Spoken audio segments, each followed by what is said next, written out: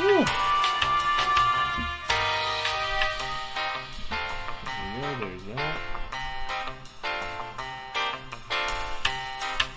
Doing alright today, bud? Yeah. Yourself? I'm doing okay. Really just want to play Borderlands. Yeah. But we can't. Oh, it's a fabulous owl riot.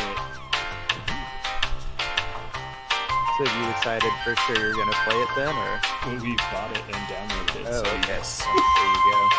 Yeah, it got really But good. you're stuck talking here with me instead of singing it. Yeah, but unlocked an hour ago. I'm just like, yeah, it's like hung out with one of my best friends for a few hours. Gross. Sounds pretty rough. But I will bear this cross with dignity and grace. Before I go back to watching One Piece. Alright, well, I think we're ready to go. It's 7:31, everything's loaded in. Bajambos! The Jambles. Oh, man, that... Oh, that is such a color. Let me get it pulled up here so I can see, really revel in the majesty. But like every background was this, because this Yeah. is the color palette of this movie series.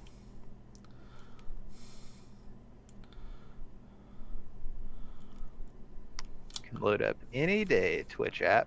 So yellow, no mellow. I don't hate it. I mean, it's super yellow, but It's super yellow. It makes the green screen effects look really weird. Like I can see like a slight like buzziness around my outline. oh yeah, I see that too. But it is what it is. Indeed. But welcome to the 1-year anniversary of a good podcast with whatever people. Wait, it's our anniversary? For a whole year, yeah, it's been that long. How's it? Yeah, can you believe it? It's like the 700th episode. Yeah, that sounds about right. We're The 1-year anniversary 700th episode. We've been doing basically 2 a day. We're nominated for a Webby Award for the best channel that distorts time. Yeah. Yep. We only have to beat out 2 Korean space cartoons to win. Nice. But before we get into our main topic, that being the killing of Bills, I believe Robert had a special news segment for our podcast. So I didn't have a good idea for the news story this time, but I thought a fun idea could be like a nerd deep dive where I do some research on a topic. And for the topic this week, I thought it would be fun to kind of bring us back a little bit to the Detective Pikachu pod episode, and we could talk about Pokeballs. I did a little bit of a nerd deep dive on Pokeballs.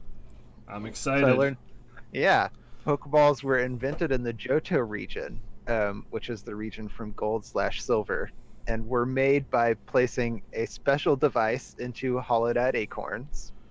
But the process was later industrialized.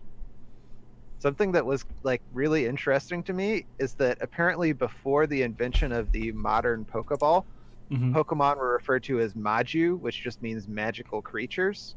So like the invention of the Pokeball really changed the way that people in that world thought about Pokemon, which is kind of cool. The exact technology behind the ball isn't something that they've ever disclosed. Furious. Yeah. But what's pretty standard, so I guess we hadn't been sure before whether like a Pokemon gets shrunk down when it goes inside or what happens. But I guess the mechanics of it is that the Pokemon gets converted into energy, and then the energy gets sucked into the middle of the ball. But despite having been converted into energy, the Pokemon will like curl itself up in order to try and heal, and it's supposed to be very comfortable and nice inside. Supposed to be. Um, but the Pokemon do appear to remain conscious while they're in the Pokeball, both of the world inside of it and of the world outside. There have been some Pokemon who are able to enter and exit the Pokeball at will, and there have also been instances of Pokemon refusing to exit the Pokeball when asked to. So another like weird mechanic that I hadn't necessarily thought about before is like obviously you can't capture another trainer's Pokemon, but I guess the way that it works is when a Pokemon is captured, it gets marked in some way by the Pokeball, Okay. and that mark won't let another Pokeball then capture it. So, is that why there are no prisons in the Pokemon world? Is because just all of the prisoners are just in this conscious energy sphere somewhere that the rest of society doesn't have to see them? I mean, maybe that certainly could be the case. That is weird that there aren't prisons. There also aren't really. Are there police stations? Yes, there I guess are there's 100% police stations. That's where Officer Yeah, Jenny 'cause there's works. that. You're right. You're right. I was thinking about the games because I feel like you don't run into a lot of police stations in the game. The only one I've ever seen is there is a police station in the new one, Sun and Moon. Hmm. You can go to one, Yeah. but Yeah. So yeah, for part of the segment, I wanted to do some more of the game where there's like a couple real things and then a thing that I made up. Okay. So for the first one, in the main series of the games, there have been 27 different types of Pokeballs. Okay. So I'm gonna read a list that has 3 real Pokeballs and 1 Pokeball that I made up. All right, hit You me. get to guess which one. So the Luxury Ball, Mm-hmm. the Cherish Ball, Mm-hmm. the Terry Ball, Mm-hmm. and the Sport Ball. Okay. I know for 100% fact the luxury ball is real. All right. Terry ball makes me suspicious. One, because I don't remember that off the list that William showed me of all of the Pokeballs. And the way you kind of went Terry ball and looked at me, so I'm like, man, is he false flagging me real hard right now? Who knows? I'm gonna go with Terry ball just because I was like, I know there's also a Cherish ball. You're correct. Okay. I was like, yeah, I know Terry and Sport are both. I mean, not Terry. I know Cherish and Sport are the other ones. Yeah. You think I don't know my Pokeballs? I didn't think you knew him, but it turns out you did. I only did because very recently Will was like, look at all these Pokeballs. And I was like, that's so many Pokeballs. This is stupid. Man. So another thing that I uncovered or that I learned in my research was that apparently there are kind of like a lot of precursors to Pokeballs where they're like ancient items from the Pokemon world which serve the same purpose as a Pokeball, like they captured a Pokemon inside of them, but they're not Pokeballs. So I didn't make a list of all of them, but I did pick 4 of them and then make up one. Okay. And you get to try and pick which one is the one I made up. Ha, it's Terry Ball. Like, it's terrible. I get it. Yep, that was the joke. Okay. Pretty good, me. You're so hilarious. Indeed.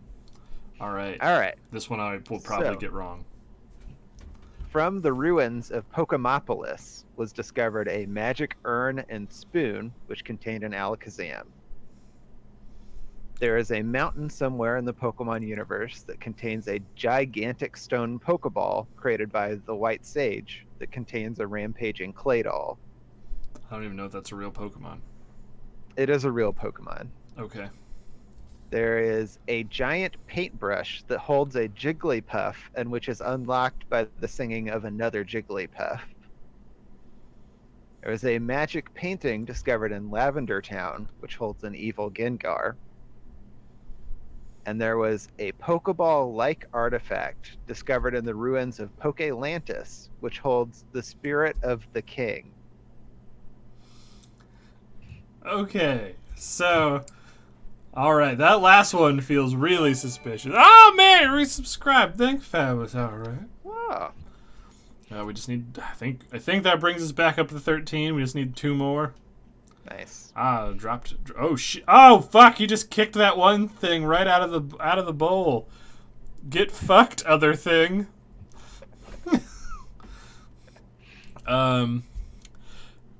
My original one was the paintbrush, just because it feels overly elaborate. I'm like, this feels like Robert. Yeah. Stretching his creativity, because that's a good one. The painting sounds like a real stupid Pokemon thing. I know Lavender Town is the town of Pokemon that are like ghosts. The giant stone thing sounds legit. The first one, you said spoons, Alakazam, sure, why not? So I am stuck between the Jigglypuff one and then the Pokelantis, because the way you said it also made it sound like that was a place you were just making up. It could be that, or it could just be that I thought it was funny that there was a Pokelantis. That's true. I'm still unraveling the mystery of Robert over all these years. I am an enigma. Can I just ask, am I right between one of the two? Of my two? I don't think you can ask that. Oh, I can't? Okay. I just wanted to know if I was close. I'll go with the Jigglypuff one. You can go with the Jigglypuff. I'm afraid you're wrong. The correct answer was the magic painting with the Gengar. Really? Okay. Yeah, I made that one up. That one. I was really trying on that one to make one that seemed more believable than the other ones. Yeah, that one sounds very completely like it. Yeah. But all right. Got me again. All right. So our last segment, or the last one, is just like I found some kind of fun trivia things about Pokeballs. So we have 3 real pieces of trivia and one that I made up. So, the Johto region hosts an annual holiday to commemorate the invention of the Pokeball. The festival includes a contest in which people decorate a Pokeball in any way they like. The contest is judged by an ancient Sableye, which adds the winning ball to its trove of jewels and treasure. Within the Pokemon universe, there is a movie series called Time Gate Traveler, in which the world is ruled by bug-type Pokemon who capture wild humans in human balls. Okay.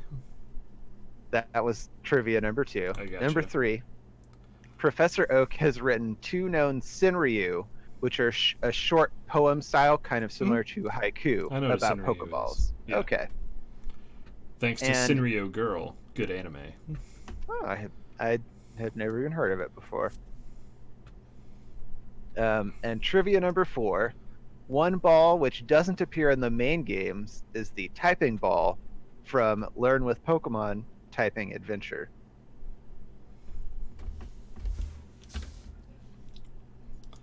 Don't listen to the sound of this clicking that's about to start happening. Oh man, are you trying to cheat? No, I just started hitting buttons. Well, I am 100% positive that the Senrio one is real because I watched some of the news show, and in that one he was doing poetry with his weird cousin who's like his duplicate from the Alola region, so maybe that wasn't Senrio, and that's the trick, is you're getting me on the weird technicality. Like, it was actually a Bunnet sonnet, and I'm gonna be like, oh, okay. I wouldn't go that cheap on these. That feels like a low blow. The second one sounds pretty made up. That one sounds like Robert being funny. But I don't know if this is now Robert being funny or Robert trying to trick me, so the world's all upside down now. What was the last one? One ball which doesn't appear in the main Typing games is the typing ball from Learn with Pokemon Typing Adventure. That sounds right, because basically every video game franchise got a typing tutorial game. So yeah, I'm gonna say the Gate Through Time one is the fake one. I'm afraid you're wrong. Damn that it. one is completely real. It was the first one about the holiday for the invention of the. I made that one up. Well, that was a good one too. Well, But yeah, thank you for playing. I don't know. I had fun. Well, I'm glad you had fun. Because now we have to talk about these movies. Indeed. All right, so once again, I believe this was the first time you'd seen these movies. That is correct. So, do we want to just go in order? Just do like first half Kill Bill 1, second half Kill Bill 2, or just kind of splooge all over it all the time forever? I mean, I feel like if we like I feel like these movies are really both just one long movie that got cut into two bits. Um, and I kind of feel like even if we try and talk about them separately, it'll be really hard, at least for me, to like not bleed over between conversations of one and the other. But Okay, that's fine. But so I guess I'll just ask, what'd you think of them in general? Did you like them? I did not. Um, Oh I yeah, this is what I've been waiting for. okay. This is I'm glad. I'm glad. I was worried I was gonna say that and you'd be like, oh no. I mean, you're wrong, so I get to movie fight you now. But now I have Yeah. something to talk about. Okay. I'm glad though. I think I could be persuaded the other way, but yeah, I did not really like. They were fun to watch, Mm-hmm. but I just like. I guess they kind of like rubbed me the wrong way, and like the more that I've thought about them, the less I have liked them. But it's All also right. entirely possible that I just like, for me, like enjoying a movie often comes down to finding the lens that you need to look at it through when like suddenly it becomes interesting. And it may just be the case that like I don't have that lens yet. So All right.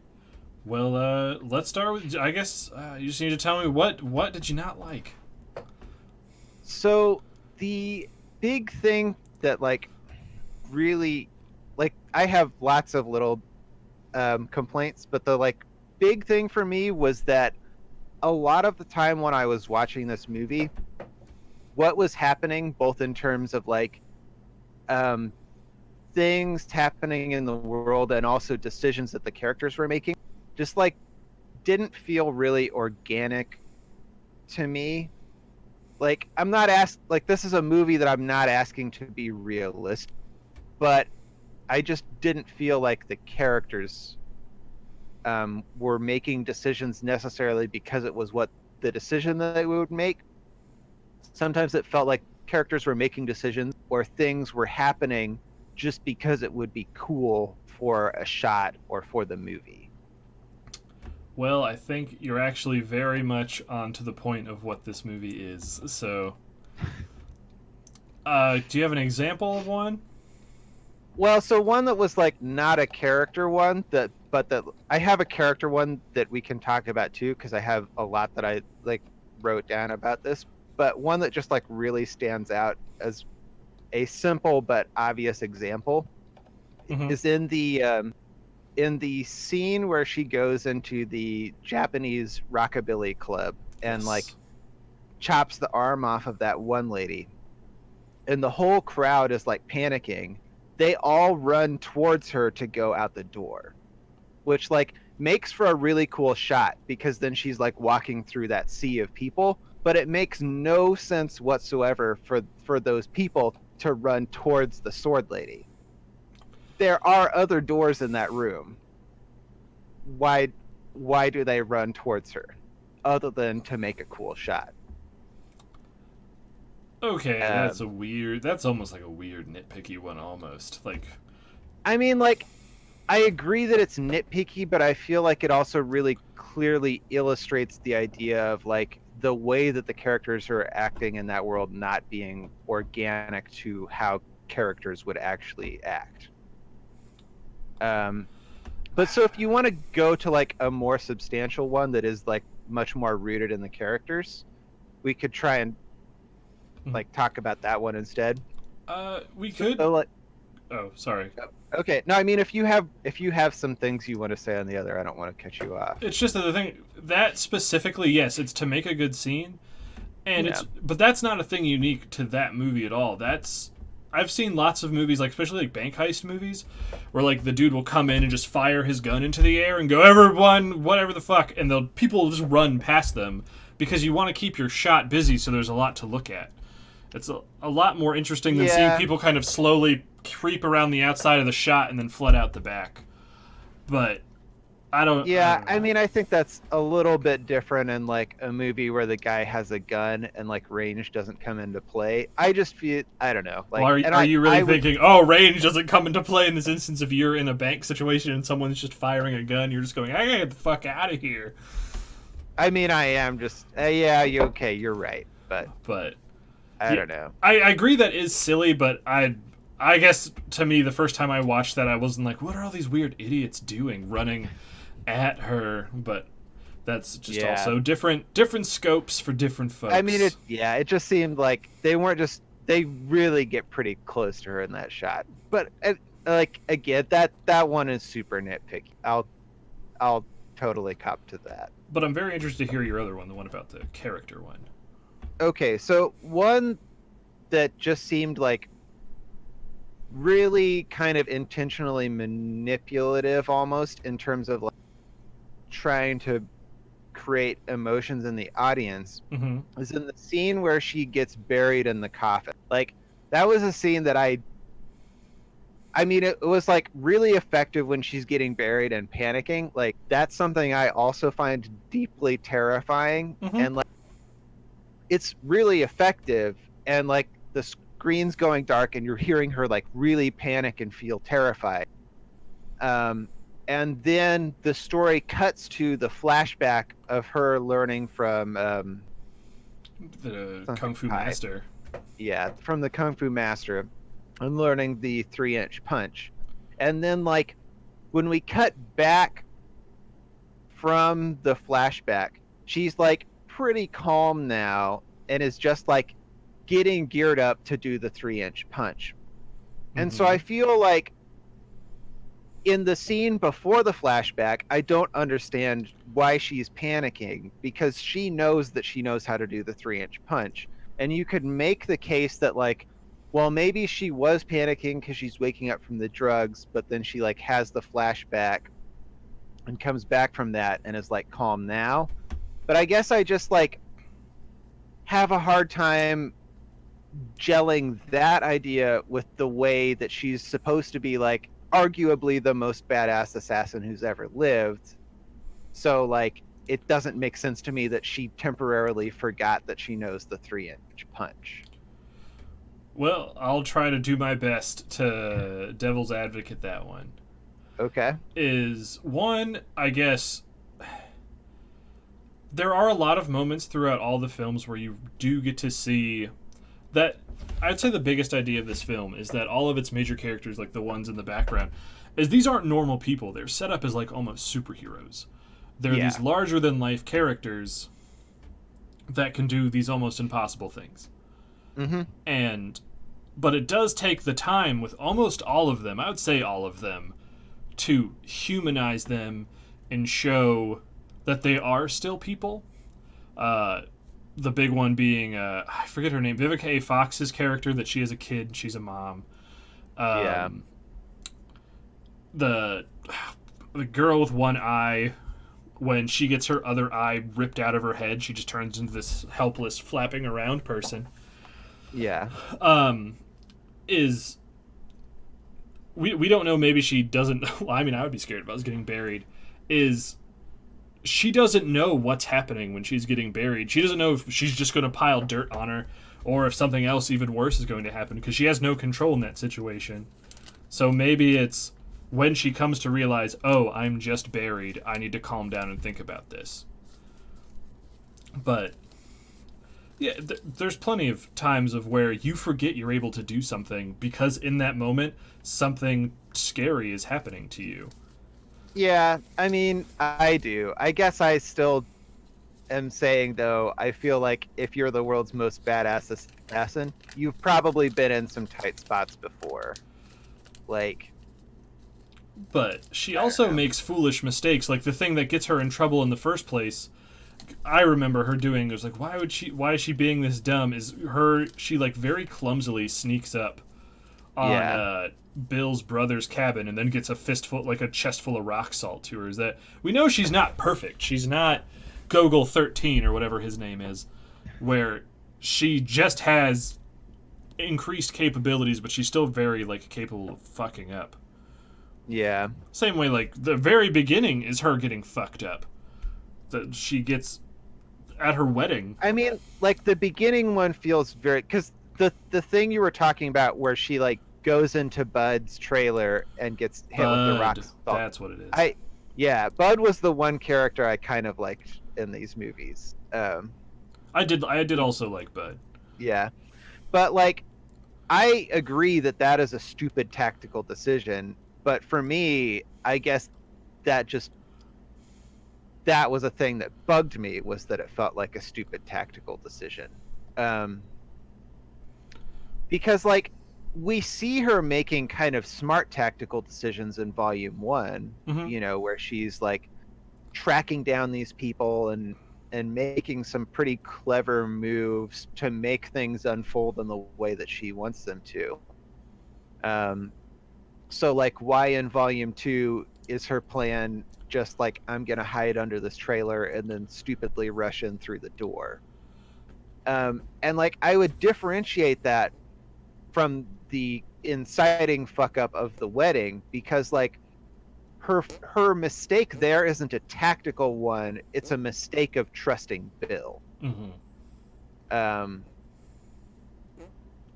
so like I don't know, those feel very different to me. And I guess I'm having a hard time like when you're talking about these characters as being kind of like superheroes, I really agree with that. Like, it feels like there's a lot of comic book influence in these movies, and they do feel larger than life and bigger. And I guess I feel like they are supposed to be like Duke Togo, which is Golgo 13's frequently used code name. Oh man.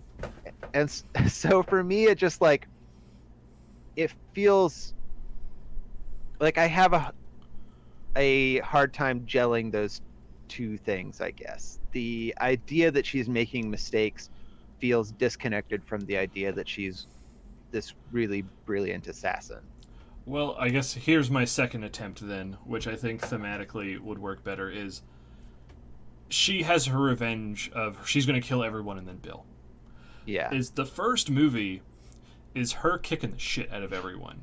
She kills Vivica A. Fox with very little trouble. She beats being in a coma pretty hard, and then she kills.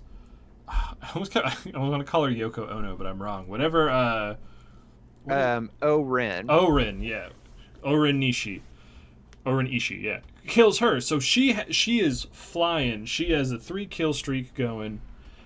Yeah. Is maybe it's the idea of being overconfident and then making mistakes. Is because the way I guess I was thinking about it is she has the flashback of her learning karate, but it's not just so she can learn the 1-inch punch or the 3-inch punch. It shows her in a state where she was capable at that time more than a normal person, because you see her do karate or whatever when she first meets the person, but he beats the shit out of her. Yeah. And then she learns to become stronger.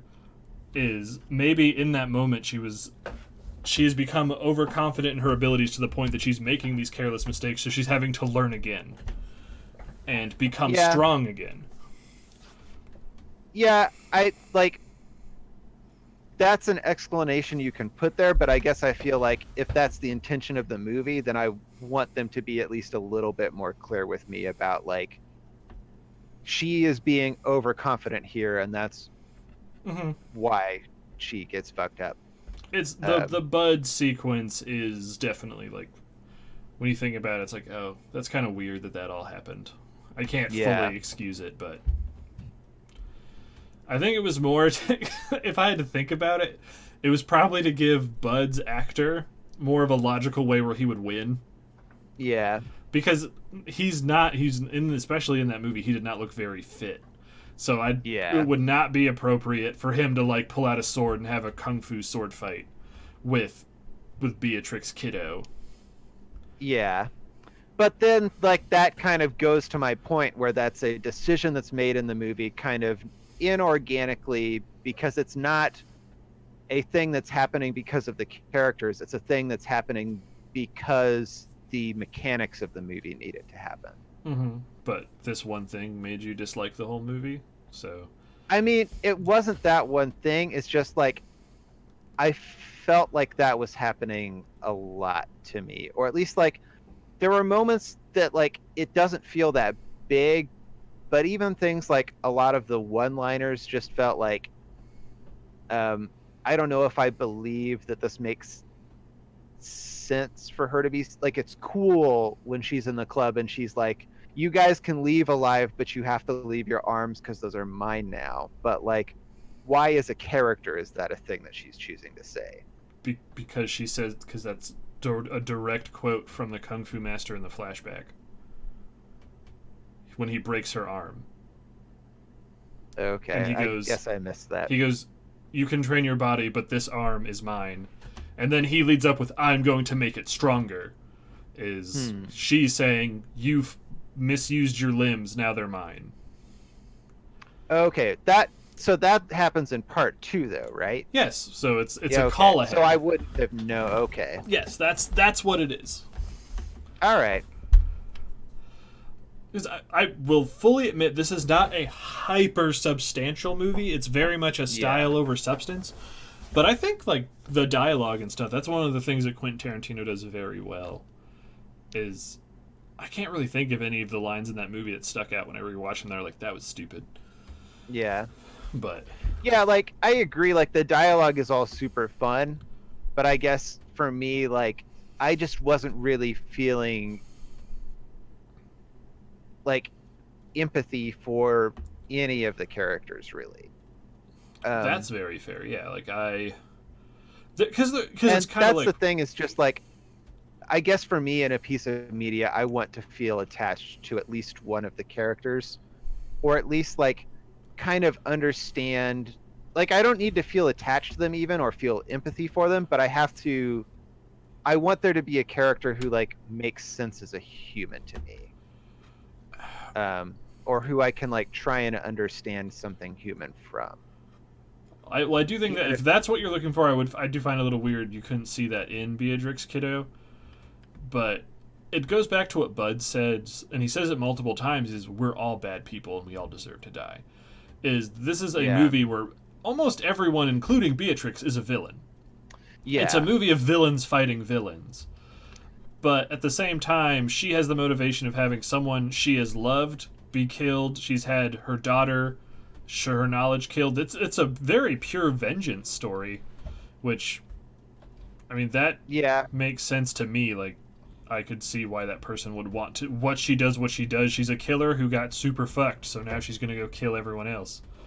That's like part of the thing for me though, is that like she is a killer who got fucked over by her own boss. Mm-hmm. But she like if she ever takes a moment to like stop and think about the fact that like she did this to a bunch of people before it was done to her, that never happens on camera. Oh no, yeah, she so doesn't like, ever have that moment. Yeah, so like that's another thing then, is like I don't know how to gel the character who, even after the thing that she has done to others is done to her, I don't know how to gel that with the same character who realized that she was pregnant and then immediately, with like no time to process it, was like, okay, I'm going to completely change my life trajectory because I'm pregnant now.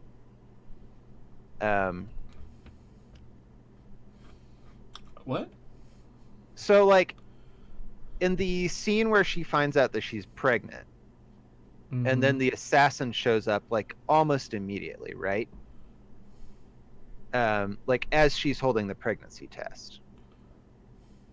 And that assassin comes, I guess what I'm asking is like, why does she find out she's pregnant and immediately the fact that she's pregnant is the most important thing in the world to her? But also she like never has any empathy for the people that she's killed. I guess it kind of comes down to the idea of fuck you got mine. Yeah. is the idea of being a mother is her very powerful thing. Like the movie always refers to her as the lioness who's looking for her cub or whatever. Yeah. Is I guess the whole idea wasn't about it's not a redemption story, so that thing wasn't needed. The whole Yeah. man, I fucked up, I shouldn't have killed all those people. It's the story. This is a revenge story. It's Yeah. about getting people killed, and then what? Because once she learns her daughter is alive, you see a change in her in those final scenes of, oh my god, my daughter's alive. That is more important to me than killing Bill. Is getting my daughter, because she doesn't immediately kill Bill. Yeah. So you know that there is something human in her, but it just takes until like the very end to really see it. Yeah. I guess I don't know, like you're right, but at the same time, like those scenes just never connected to me in a way that feels real. Well, If that makes sense. yeah, that's I think that just comes down to a personal thing. If that's just, And I think that is the case. Like, I think it just didn't connect with me. But because I will say this movie has two scenes that will always stick out as this specific type of scene that I've seen in other movies is revealing the identity of your main character. yeah, Like her name in the second movie. Actually, they're both from the second movie. When like, because you never think you know. Oh my goodness, what's the actress's name? Uma Thurman. You don't think you know her name the whole first movie. You Yeah. just know her as the bride, even though you see multiple times Bill call her kiddo, Mhm. because you just think she's like, "Hey, kiddo," and then they're like, "Hi, this is Beatrix Kiddo," and you're like, "Wait, what? Is that a name?" And then it cuts to her in that classroom setting, and it's like James here. It's like Beatrix Kiddo, and then she's like here. So you establish, oh, that's her name. That to me sticks out forever as probably Yeah, the most creative way someone's name has been like told to the audience. Yeah, I guess like the name was honestly another thing that kind of annoyed me though, at least the like bleeping of it. Cuz I don't know, it felt like why was it made a mystery? If I had to say another one, it's because her name isn't important, because a name is a human thing. Like that's what we used to call people, and she's not a human at that point. She's a super murderer. So Yeah. it doesn't matter what her name is. She's here to kill people. But I guess I'm saying though, like if it doesn't matter, why go to the trouble of deliberately bleeping it in a way that the audience is going to notice to make it feel like it is important? because it made you notice and it gave you something to think about and look forward to as the movie was going on. Yeah, but it just like J.J. Abrams mystery box to me. Yeah, but because- some people really like the mystery box. Yeah. That's why so many people watch Lost. I think this is another personal conflict with Robert rather than this is a bad thing. I mean, arguably, I don't know that I want to back down on mystery box being. I hate mystery box so much. Mystery box can be very bad, yes, but as far as like keeping people engaged, it's very effective. Yeah, I guess my thing is like with mystery box, I want you to either have something genuinely compelling inside or never open the box at all. But at the same time, I can't call this a mystery box because the idea of the mystery box is you just keep pouring things into it without providing an answer. Is this mystery box contains exactly one thing? What's her name? And then you get it. The next movie, you get that really immediate payoff. So the second, but I guess I'm just asking, like, why is it? It never felt like a payoff to me. It just felt like, oh, you bleeped this all that time, and then you could have told me that her name was Sarah or Larry instead, and it would have made exactly as much difference. But it's except like I'll give you the part, the like last name being Kiddo is a reveal. That's kind of surprising because it twists what you thought you knew. But I guess it also fits the theme of the first movie is about seeing her do stuff, whereas the second film is getting to know more about Kiddo. That's where you see what she's like with her kid and how she actually acted with Bill before everything happened, and it's the one where you learn her name. Yeah, I think like for me, the order of the movies was another thing. Like I kind of would have preferred to get a lot of that character information in the first movie. I feel like maybe I could have connected with her more that way and had like more of the action in the second movie because there's like a weird arc with the action where the first movie is like all over the top crazy action Mm-hmm. and the second movie is like almost all the character stuff and most of the action in it is like really fast and kind of anticlimactic. um Yeah, but it also is very Quentin Tarantino. Is he does a lot of stuff where the movie starts not at the beginning. He does that with almost all of his movies. yeah, I mean, I guess what I'm saying is like it's one thing to do an in medias res story, Mm-hmm. but it's another to do a story where you don't explain at least some of the characters. I guess no, that's a dumb thing that I'm saying. Um, That's my favorite. I have that too, where I'm like, but no, I'm dumb. I don't know. I just like would have liked some other something about her in the first movie, other than the fact that she had clearly been through something horrific and traumatic, to like make me sympathize with her more Mm-hmm. or like understand her more. Um, But I mean, originally there wasn't going to be a second movie. well, because it was originally written as one script, right? Sort of. He wrote the movie, and then he was told you have this budget to make it. So then he just had to condense everything into volume one, and he picked the most interesting stuff. He picked all the cool sword fights and everything, and then it was going to be left open of whether or not she kills Bill. Huh? Because that's different from what I'd read. What I That's had read what I had was heard that years ago, so I could be wrong. yeah. So like I that was something that I'd read about while doing my like research through the IMDb page. And granted, like how accurate that information is I mean like any rando on the internet can put Mhm. trivia on the IMDb trivia page. But what I'd read there was that the whole movie was originally written as one movie, but it was like a 200-page script and it was going to be a 4-hour long movie. And like originally that's what he wanted to do was just make a 4-hour long movie, but the decision that they ultimately made was to cut it into 2 parts. I mean, that could also be the thing. It's what he does. Tarantino's a weird bird sometimes. But Yeah. the second thing that I will always remember is when the movie at the end, when it's doing the what actors played what characters.